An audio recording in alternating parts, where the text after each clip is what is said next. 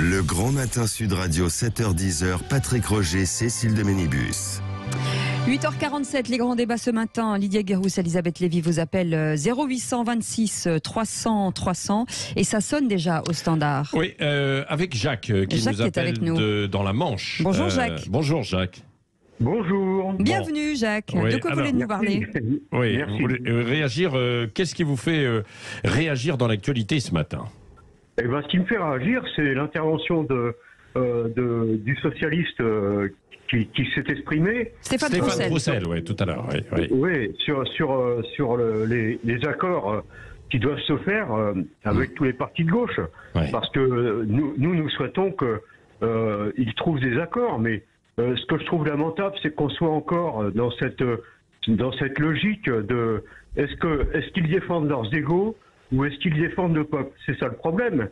Et je veux rappeler quand même essentiellement, parce qu'il faut connaître l'histoire, que depuis 1983, Mitterrand a commencé la destruction des services publics. Ça a été...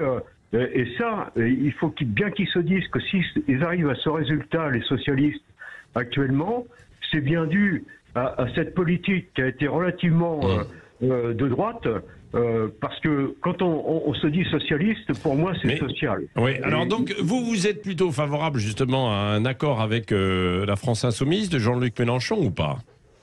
Oui, bien sûr. Oui.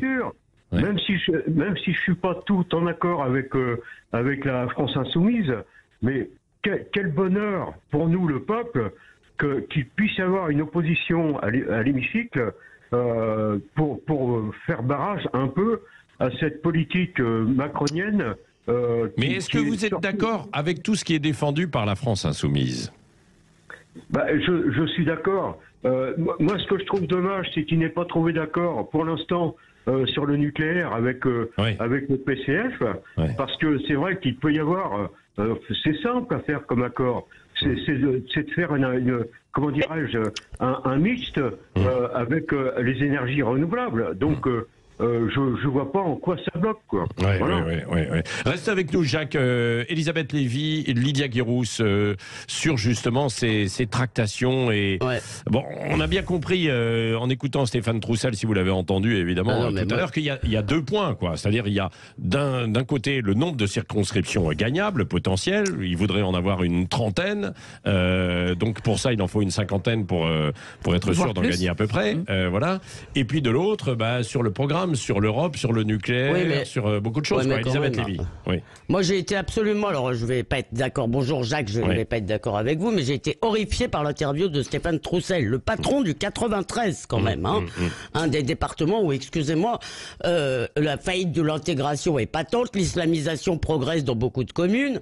Donc, il y a une question quand même de civilisation qui se pose. Et moi, j'en veux un peu aux électeurs de gauche qui se comportent tout d'un coup que comme des consommateurs. Il n'y a que le pouvoir d'achat, il n'y a que la défense du social qui les intéresse. Les questions civilisationnelles ont totalement disparu. On s'en fout. Les questions d'identité, c'est pas grave. Les déclarations antisémites de Mélenchon, personne n'en parle. C'est-à-dire, on discute du nucléaire, on discute... Mais alors, je veux dire, ces déclarations quand même scandaleuses, complotistes, antisémites. Rappelez-vous ce qu'il a dit quand son ami Jeremy Corbyn a été obligé de faire un peu le ménage au Parti travailliste. Il a dit qu'il avait cédé en quelque sorte au rabbinat anglais. Non mais, et c'est ce type-là, le héros de la gauche. Alors, mais moi, si vous voulez, il peut changer et évoluer, quoi. Excusez-moi, c'est comme par hasard, j'ai du mal à y croire. Donc, si vous voulez, Stéphane Troussel, qui ne nous a parlé que de circonscription, en gros, c'est la seule chose qui les intéresse. Je suis horrifié par cette gauche, en fait. Lydia Guérousse. Moi, je suis frappée par une chose, c'est qu'on parle toujours de barrage contre l'extrême droite, mais on parle jamais de barrage contre l'extrême gauche. Et je pense que ces législatives vont être l'occasion de rappeler qu'il doit y avoir un front républicain des deux côtés et un barrage des deux côtés. Parce que la France insoumise, elle s'est quand même compromise, et notamment Jean-Luc Mélenchon, comme l'a rappelé Elisabeth Lévy, elle s'est compromise à de nombreuses reprises. On peut changer, mais il y a des mots, il y a des propos qui sont impardonnables et qui ne se justifient pas. Effectivement, le côté, les propos antisémites, les comparaisons douteuses que j'ai rappelées dans mon édito entre le racisme anti-musulman et le sort des Juifs dans les années 40, certaines accointances avec des associations douteuses, tout ça est impardonnable et ça n'a rien à voir avec la défense défense des principes républicains. Donc à mon sens, il faudra aussi faire barrage de ce côté-là. Et je pense que la gauche, elle se perd. Il n'y a effectivement pas que la question sociale, elle est très importante. La question du pouvoir d'achat, elle est très importante. On va avoir une inflation galopante. Mais il y a aussi d'autres repères qui sont non négociables. Et je ne comprends pas que des élus socialistes puissent aujourd'hui faire une union avec la France Insoumise et avec Jean-Luc Mélenchon. Jacques, qu'est-ce que du coup vous répondez, vous ? Oui, bien sûr. Oui, parce que je suis... C'est étonnant, d'habitude ce sont plutôt les éditorialistes qui répondent aux auditeurs, là ce sont les auditeurs qui répondent aux éditorialistes. Mais c'est bien, Jacques. C'est ça votre qualité bien sûr. Sud Radio. Oui. Et je réponds à Elisabeth Lévy parce que je suis en accord avec elle. Et je suis en désaccord justement à ce sujet-là pour Mélenchon, parce que je fais partie du MRAP, ce qui veut dire je défends l'immigration, je suis pour accueillir les immigrés, je suis pour la tolérance, et ça c'est un des points de désaccord avec Mélenchon. Alors c'est pour ça que il faut pas faire non plus une obsession sur Mélenchon. Pour ce fait, c'est à nous, citoyens, comme Elisabeth Lévy l'exprime, de défendre ce point de vue, de défendre que nous sommes un pays d'accueil. C'est ça qui m'apporte, moi. Voilà. Elisabeth ? Simplement sur ce sujet-là. Je crois qu'on ne s'est pas complètement compris. Oui, j'ai pas l'impression. Je crois qu'on ne s'est pas complètement compris, malheureusement. Enfin, Jacques, non, pas malheureusement. Nous, on aime le désaccord, et le désaccord amical et civilisé, bien sûr. Mais moi, je pense, si vous voulez, que on ne peut plus vraiment être un pays d'accueil parce que on n'arrive pas à intégrer. C'est-à-dire, je crois qu'aujourd'hui, on a un vrai problème d'une faillite de l'intégration. On a ce que Elisabeth Badinter appelait une contre-société, ce que la première ministre suédoise a appelé une société parallèle qui est en train de se mettre en place, et que Suède, pour moi c'est une urgence. Parce que si vous n'avez pas entendu, en Suède il y a eu des émeutes récemment. Oui, c'est pour ça. L'homme ne se nourrit pas que de pain, voilà. Et je crois, moi, que à l'accueil des individus, ça ne me pose pas de problème, mais on est en train de devenir, sans le vouloir, une société multiculturelle, et ce qu'on voit dans le monde entier, c'est que ça ne marche pas, en fait. Ça crée de la violence, donc moi je suis plus inquiète que vous, Jacques, sur ces sujets. Oui. Bon, Jacques ? C'est mon côté humaniste, je suis désolé. Parce qu'il y a tellement de misère, tellement de... on n'a pas dans parlé, le monde entier, bien sûr. Parlé de la Syrie, on n'a pas parlé de... Bon, on parle de l'Ukraine actuellement, mais c'est vrai qu'on n'a pas joué notre rôle sur tous les autres problèmes dans tous les autres pays à fond, quoi. Voilà. Allez, on va continuer d'échanger ensemble, donc avec vous au 0826 300 300. Qu'est-ce que vous pensez en fait de cet accord qui est en train de se dessiner à gauche ? Est-ce que vous trouvez, comme c'est la question en fait qu'on pose sur les réseaux sociaux, que finalement cet accord avec la France insoumise, c'est un atout politique, c'est un bon coup, c'est une soumission au contraire. Pour l'instant, c'est une soumission à plus de 48% et une erreur républicaine à 22%. Voilà. Ouais, voilà, vous pouvez réagir 0826 300 300. Il y a des autres sujets dans l'actualité. Est-ce que vous avez été aussi choqué quand même ? Parce que ça continue d'en parler et d'en débattre ce matin de cette agression en fait de pompiers à Paris, mais également à Nîmes où il y a 2 autres sapeurs-pompiers qui ont porté plainte. Et puis alors beaucoup plus anecdotique, mais quand même, ça fait partie en fait de notre quotidien. Je ne sais pas si vous avez vu, mais il était avec nous ce matin. C'est le maire de Bergerac qui a décidé d'imposer des amendes assez fortes pour les propriétaires de chiens qui ne ramassent pas les déjections canines.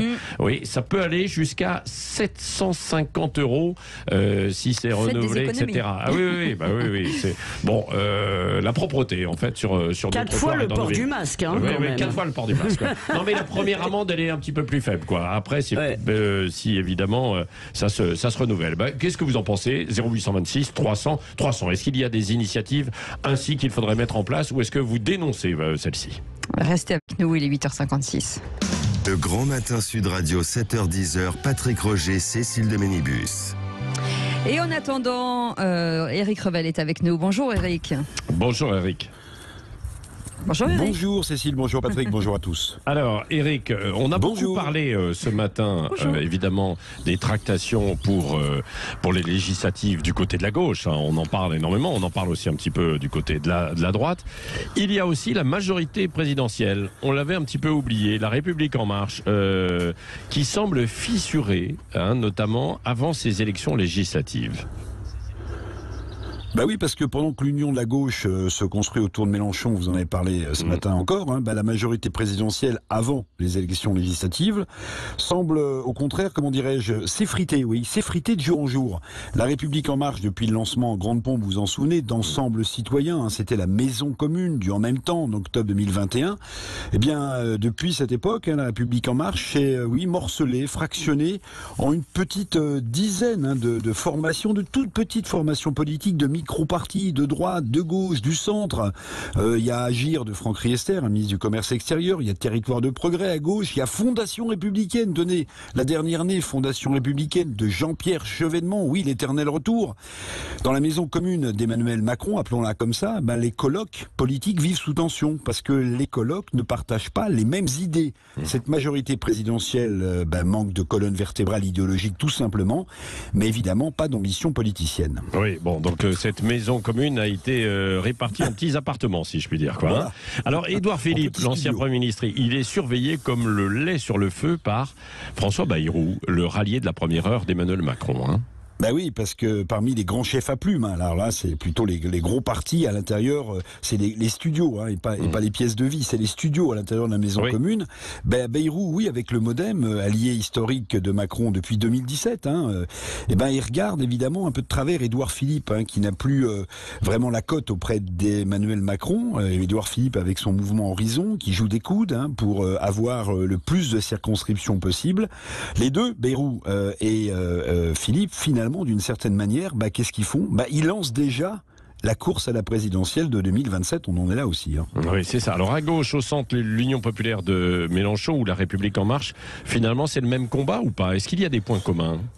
Écoutez, je vais vous en donner un quand même. Hein. Ça va être un peu démago pour certains, mais je trouve que le point commun entre l'Union populaire de Mélenchon et la République en marche, en ce moment en tout cas, c'est qu'à l'intérieur, on se bat, on se crêpe le chignon pour placer un maximum d'amis politiques dans un maximum de circonscriptions. Hein. Alors ok, on parle quand même de pouvoir d'achat, on parle des thèmes qui intéressent les Français, des moyens pour l'hôpital, mais dans la cuisine du restaurant électoral, les tambouilles politiciennes des uns et des autres mijotent à petit feu. Hein. Où sont passées les convictions du parti socialiste qui va s'allier à l'extrême gauche de Mélenchon, hein, Mélenchon qui va plumer, suivant la formule consacrée, la volaille socialiste tranquillement.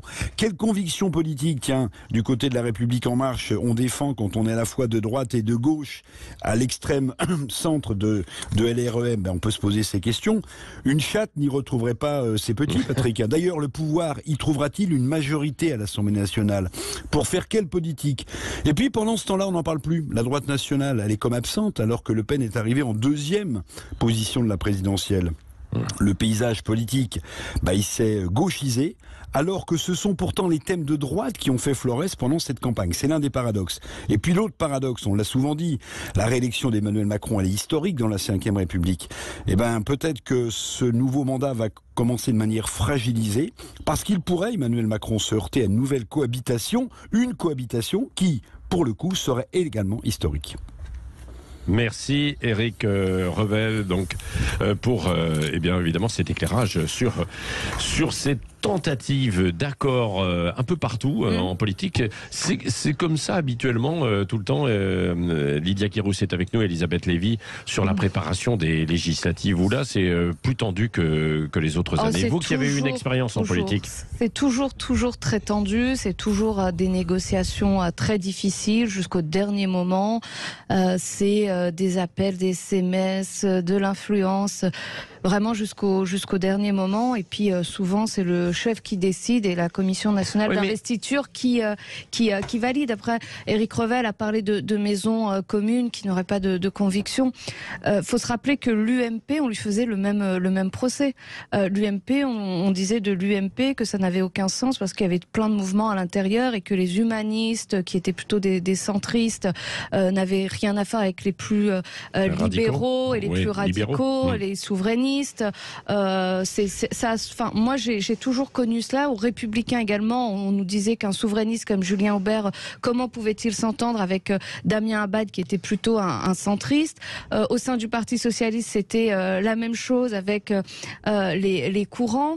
Donc je pense que ça, c'est l'histoire qui se répète et qu'il n'y a rien de véritablement nouveau dans cette course aux investitures. Elisabeth Lévy ? Alors, j'entends d'abord l'expérience de Lydia, et ça, je le crois volontiers. En revanche, là où je suis totalement en désaccord sur la question des partis, parce que je pense précisément que l'absence de cohérence idéologique fait que ces partis ne sont plus que des écuries électorales. Et je me permets de signaler à Lydia que l'humanisme n'est pas l'apanage du centrisme. Les souverainistes sont tout aussi humanistes, les libéraux sont humanistes. Oui, mais c'est l'appellation générique, Elisabeth, vous voyez ce que je veux dire. Oui, mais moi j'aime pas. Moi j'aime bien que les appellations correspondent à la réalité. Et si vous voulez, l'idée c'est comme la droite républicaine. Si vous voulez, pour moi ça n'a pas de sens. Or, au contraire, ce que je crois et ce qu'on voit à gauche, à droite et d'ailleurs dans la Macronie, c'est que alors je connais moins, je sais pas s'il y a tant de divergences idéologiques dans la Macronie en vrai entre tous les partis qu'Éric Revel a cités. Mais ce que je vois justement, c'est que tout le monde s'assoit sur les questions de ligne et je crois que c'est ce qui a tué l'UMP, justement. Si vous voulez, oui, il peut pas y avoir dans un même parti, il peut y avoir des divergences, mais vous ne pouvez pas avoir dans un même parti des gens qui pensent que il faut plutôt ralentir l'intégration européenne et des gens qui rêvent d'Europe fédérale. Je veux dire, ça n'a pas de sens. Allez, on va continuer dans un instant. Vous pouvez réagir évidemment au 0826 300 300. Dans un quart d'heure maintenant, on se posera cette question quand même. Est-ce qu'il y a de vrais risques de pénurie alimentaire en France? On le voit autour de tout ce qui concerne les céréales et les produits en fait qui ont été transformés. Les produits en fait transformés bien sûr. Alors il y a l'huile de tournesol. Vous avez vu, vous allez dans les rayons, il y en a plus en fait dans beaucoup de secteurs. Et tiens, j'ai avalé de l'huile de tournesol. C'est vous, pas Patrick. agréable, quoi. Je préfère du café. Voilà, c'est ça. Non, mais il y a aussi une inflation en fait des prix sur l'ensemble des céréales, du riz, des fruits, des légumes, de la volaille en fait aujourd'hui, parce que évidemment, ce sont les conséquences en chaîne. Et ça crée des peurs chez les consommateurs. Des prix de l'énergie. C'est plus cher effectivement à produire. Donc, est-ce qu'on va vers ces risques de pénurie? Vous pourrez interroger les spécialistes tout à l'heure de 9h30 à 10h, et puis d'ici là aussi, il y a un espace sans transition, il y a un espace où il n'y a pas de pénurie, ce sont les trottoirs. Avec les crottes de chiens. Voilà. Vous avez vu ça du côté de Bergerac, je ne sais pas si vous voulez réagir à ce sujet. Ça semble anecdotique, mais pas tant que ça. Ça va vous coûter cher, je vous Des amendes très fortes. Oui, à tout de suite. 0826 300 300, il est 9h12. Le Grand Matin Sud Radio, 7h-10h, Patrick Roger, Cécile de Ménibus. Il est 9h15, aux alentours de 9h30, on reviendra sur les pénuries alimentaires en France et jusqu'où cela va-t-il nous mener sur différentes denrées. On en parlera avec un historien économiste spécialiste des marchés des matières premières et le rédacteur en chef de la revue Conflit, historien et écrivain Jean-Baptiste Noé. Vos appels 0826 300 300, est-ce que vous avez peur de ces pénuries et est-ce que vous faites déjà des stocks? On vous attend au standard. En attendant, toujours avec Elisabeth Lévy, Éric Revel, Lydia Guérousse, on continue avec nos auditeurs à l'antenne. Angèle de Marseille est avec nous. Bonjour Angèle. Bonjour. Oui, bonjour à tous. Donc moi je voulais intervenir parce que tout à l'heure j'ai entendu parler de fracture civilisationnelle. Oui, absolument. Alors ça, je suis mort de rire. Excusez-moi, je ne sais pas dans quelle bulle vous vivez, mais le grand remplacement, que moi je ne dénigre pas, franchement, moi qu'il y ait des gens qui viennent de l'extérieur, qui viennent, tout ça, moi ça m'est royalement égal, il est déjà là. Il faut vous réveiller. Donc, je ne sais pas de quoi vous parlez, et d'ailleurs, je ne sais pas pourquoi même vous en parlez. Donc, franchement, moi, ça me surprend. Oui, mais c'est-à-dire, à quel niveau? Ça existe déjà, c'est déjà fait. Oui, et d'ailleurs, je donnerai une précision, c'est que Macron, il a dit. Macron, il a dit aux Français, parce que je l'appelle Jacques-Adi Macron, hein, il a dit aux Français, il faut vous habituer à vivre avec plein de mondes différents. Il a dit. Il a dit. Donc moi, ça me dérange pas. Vous voyez, je vis à Marseille. Donc la seule chose qui me dérange, moi, c'est qu'on parle de fracture civilisationnelle. Mais moi, la seule chose et ça va vous choquer peut-être, hein, la seule chose qui me dérange, c'est que toute une partie je dirais, de cette population ne participe pas à la vie politique, ne manifeste pas, ne défend pas les droits des Français. Ils sont un peu à part. Donc c'est un public qui est très avantageux pour un gouvernement qui veut être autoritaire. Voilà, c'est tout ce que j'ai à dire. Oui, Angèle. Elisabeth Lévy et Lydia Guirousse, peut-être réaction sur cette réflexion. Pardon, chère Angèle, mais je continuerai à en parler, même si ça vous dérange, j'en suis bien navré, parce que je crois que ça existe. Je crois qu'un pays, ça n'est pas une collection d'individus. C'est ce qu'elle dit, en fait. Oui, j'ai dit que je continuerai, parce qu'elle a dit, je comprends pas pourquoi vous en parlez, je vais vous expliquer pourquoi je vais continuer à en parler, pardon. C'est déjà fait. Bah oui, mais ça vous intéresse de savoir pourquoi j'en parle ou pas? Bah oui. Alors, je vais vous expliquer, parce que je pense qu'un pays, c'est une culture, que moi, je vois des endroits où il n'y a plus les mœurs françaises, où je ne peux pas me promener en mini-jupe, comme j'aime le faire, où il y a d'autres mœurs et d'autres cultures qui s'imposent. Encore une fois, je partage une chose avec vous, les individus peuvent venir de n'importe où, mais, si vous voulez, de la même façon qu'aux États-Unis, si vous voulez être intégré à la société américaine, vous n'avez pas tellement intérêt à dénigrer le drapeau, ni la culture globale américaine, bien qu'il y ait encore aujourd'hui des problèmes. Oui, ça change, mais quand même, il ne faut pas dénigrer le drapeau aux États-Unis. Moi, je crois, si vous voulez, que effectivement, les individus peuvent être accueillis. Et encore, si vous voulez, je ne crois pas, excusez-moi, je ne trouve pas que Marseille, qui est quand même sous les feux de l'actualité, si vous voulez, tout le temps, soit une réussite si éclatante de la vie en commun. Je suis navré, mais moi, je connais beaucoup de Marseillais qui ne partagent pas votre enthousiasme, chère Angèle. Je ne sais pas si c'est de l'enthousiasme, c'est un constat, hein, Angèle, sur ce que vous disiez. Angèle nous dit que c'est merveilleux de vivre avec des gens de partout. C'est merveilleux quand ils s'adaptent. Attendez, Elisabeth. C'est pas moi qui ai dit ça, c'est Macron qui a dit ça, madame. Oui. Pardon. Oui, voilà, c'est ça. C'est ce que Macron je qui mal compris. a dit qu'il fallait vivre avec tout le monde. C'est pas moi.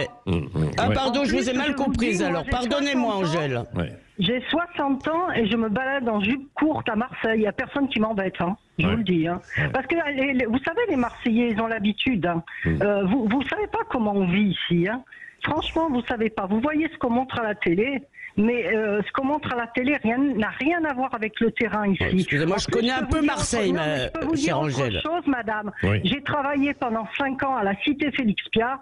Donc la cité Félix-Piat, c'est dans les quartiers très chauds de Marseille. J'ai travaillé 5 ans là-bas. Je peux vous dire que je sais de quoi je parle, madame. D'accord. Et je sais qu'à Marseille, vous savez, à Marseille, vous avez plus de cœur que vous n'en avez à Paris. D'accord. Alors donc en fait, il n'y a pas de problème à Marseille. Comment ? Donc il n'y a aucun problème à Marseille, tout va bien. Je ne dis pas qu'il n'y a pas de problème. Bah, si. Je dis simplement que vous ne posez pas les problèmes comme il faut. Vous parlez de fractures sociales alors que c'est essentiellement des fractures économiques. Ce sont des fractures économiques. Ce sont des fractures sociales et économiques. Ce ne sont pas des fractures civilisationnelles. Eh bien, je ne suis pas d'accord. Alors, Lydia Guirousse qui est avec nous. Angèle, restez avec nous. Lydia Guirousse. Je pense que la fracture civilisationnelle, elle existe. Elle ne se justifie pas uniquement par les problèmes sociaux ou économiques, parce que vous avez une partie aussi de cette immigration, ou de ces enfants, ou de ces petits-enfants plutôt d'ailleurs, ou même arrière-petits-enfants issus de l'immigration, qui sont malheureusement dans le rejet de la France, de ses valeurs. qui ont été travaillés par, disons les choses, par l'islam politique et qui veulent construire une contre-société et qui n'ont pas de problème économique et qui sont très bien intégrés dans le marché du travail. Donc on ne peut pas justifier ce rejet-là par uniquement des questions sociales, par des problèmes de boulot. Ça serait caricatural parce qu'il y a plein de gens qui ont de belles situations mais qui ont un côté, un rejet de la France, de ses valeurs, de son mode de vie. Et il faut absolument pas le nier. C'est vrai que ça pose de vraies difficultés. Il y a des quartiers où aujourd'hui la France n'est plus qu'un vague souvenir. Et ça, il faut le dire. Et je pense que ça va être un travail de très très longue haleine pour ramener toutes ces personnes vers... je ne sais même pas si on doit dire intégration encore aujourd'hui, parce qu'on ne doit pas intégrer des gens qui sont français. Mais moi, je plaidais pour... Pardon, je ne vous entends pas, madame. Attendez, je sais pas ce que vous dites. Je dis, mais ça, Angèle, vous n'avez pas compris. Oui, allez-y, Angèle. Oui. C'est Lydia Guéroux. Il faut se battre sur autre chose, madame. Il faut se battre sur l'éducation et sur l'économie. C'est tout. Et quand vous serez bien battu sur l'éducation, c'est-à-dire mettre le paquet sur l'éducation nationale, tout ça, et sur le développement, je vais vous dire quelque chose. Marseille, c'est loin d'être bien. Je vais vous dire, à Marseille, il y a 800 000 habitants, il y a la mer, 60% des enfants ne savent pas nager. Parce qu'il n'y a pas de piscine et parce qu'il n'y a rien, d'accord ? Donc, il faut mettre le paquet là-dessus. Plus vous allez mettre le paquet sur l'éducation et sur l'économique, et plus ces différences-là vont disparaître. C'est tout. Alors, si vous m'aviez laissé terminer, chère madame... Si vous cherchez deux fronts à remettre en cause, ces choses-là, mais... Vous savez que certaines personnes disent que Marseille, c'est le dernier département de l'Algérie. D'accord. Coluche disait que c'était la première ville africaine du Paris-Dakar. Sur ce plan-là, il ne faut pas s'attaquer sur ce plan-là. C'est pas le problème. Il faut s'attaquer sur l'éducation et sur l'économie. Mais dans l'éducation... Quand tout le monde sera au travail, je vais vous dire, les choses, elles seront différentes. Et oui, je vais vous laisser parce qu'il faut que je parte. Non mais attendez, Angèle, Lydia voulait quand même vous répondre en fait là-dessus par rapport... Non mais allez-y. Oui. Non mais évidemment que l'éducation... J'ai travaillé 5 ans dans le développement social urbain à Marseille. J'ai travaillé 5 ans dans le développement social urbain. Je sais de quoi je parle. Excusez-moi. Bon, mais il y a encore du boulot, quand même, Angèle. Mais attendez, il y a du boulot. Bon, moi, je vais prendre ma retraite. Je vais profiter de la retraite de Mélenchon à 60 ans. C'est pas encore demain. Et je laisse le boulot aux autres. Non, mais ça, c'est vrai. Sauf qu'aujourd'hui, il y a beaucoup de boulot, Angèle. À Marseille comme ailleurs. Attendez, Angèle, si je peux quand même vous dire. Il y a beaucoup de boulot, mais il y en a beaucoup qui ne veulent pas travailler, en fait, aujourd'hui. Il y a peu de candidats. C'est pas vrai parce qu'il y a beaucoup de gens. Qui ne sont pas employables. Là aussi. C'est une question d'éducation. Non. Angèle, je peux pas vous laisser dire ça. Il y a des gens, c'est vrai, qui ne sont pas employables. Ça, vous avez raison, c'est vrai d'un côté. Et il y en a d'autres qui n'ont pas forcément envie, en fait, d'aller pour 1500, 2000 euros, en fait, travailler. De gens qui n'ont pas envie d'aller travailler pour 1000 euros par mois. Non, de 1500, 2000 euros. Même 1500, 2000 euros. Non, il y a des restaurateurs qui payent bien maintenant, aujourd'hui.